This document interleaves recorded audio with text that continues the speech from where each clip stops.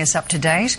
We'll now go to Canberra for a news conference that's just come in from the Greens MP, Adam Band. I'm just going to talk briefly first about a bill that I'm introducing today about protecting firefighters, and then comment about the Malaysia motion. Before I entered Parliament, I spent about 10 years working as a lawyer with firefighters on a range of issues, and one of the things that became apparent and really struck me was the number of funerals that firefighters were attending for their colleagues who had died prematurely. What became apparent to me was that whilst there are very few firefighters that die on the job, a large number of them are dying of occupational diseases or are contracting them and suffering them, and they might have that illness for some time. And what the international studies show very conclusively is that firefighters are at a much greater risk of contracting certain types of cancer than the general population. The reason for that is basically plastic. They go into house fires and building fires regularly. In the average house there's 70,000 synthetic chemicals. When that plastic burns, it produces a toxic cancer-causing cocktail of smoke. That smoke seeps through the firefighters' uniforms. Despite the state-of-the-art breathing apparatus that they've got, nothing can stop the smoke getting through their uniforms that have to breathe. And what happens is, because they're in active situations where their pores are open and they're sweating, is that starts to seep into their system. And we find that when firefighters start their job, they're at a 20% lower risk than the general population of contracting cancer.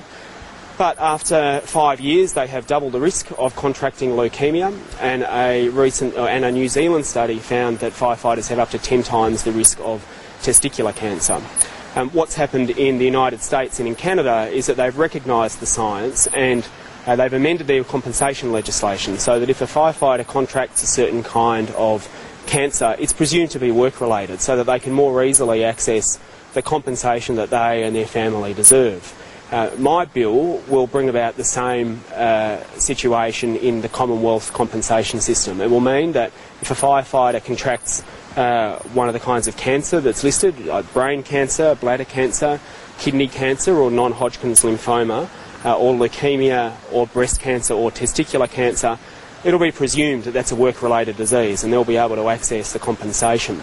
And it's my hope that this is treated ultimately as a non-partisan issue, because what the experience in the United States and Canada shows is that it's been governments of different political stripes who have introduced this legislation, and once it's introduced, it enjoys cross-party support. So I'll be writing to the Prime Minister and to the Leader of the Opposition and fellow crossbenchers, asking them to support the bill that I'll be giving notice of today, so that by the time that it is introduced, it hopefully has some strong cross-party support, and we can give fair protection to firefighters, because they're the people who protect us. It would be presumed to be a work-related injury unless there was evidence to the contrary. So if you're able to demonstrate, for example, that the cancer had been contracted through some other reason, then there would still be that process that the employer could go through, but it would reverse the onus of proof. And there would need to be a qualifying period. So it would depend on how long. So, for example, for the brain cancer, a firefighter needs to be there for 5 years. At what stage are they contracted? Once they're retired? On the job and once they've both on the job and once they've retired.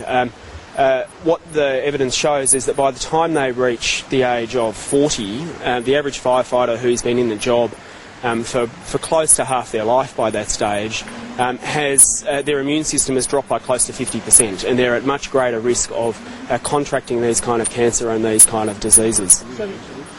Sorry? There was a study, an international study that studied 110,000 firefighters, which probably makes them close to the most well-studied occupational group of any occupation when it comes to diseases. And that's made it clear that the rate of incidence is much higher. On average, they are between 2 and 3 times more likely to contract one of these forms of cancer than people in the general population, up to 10 times more likely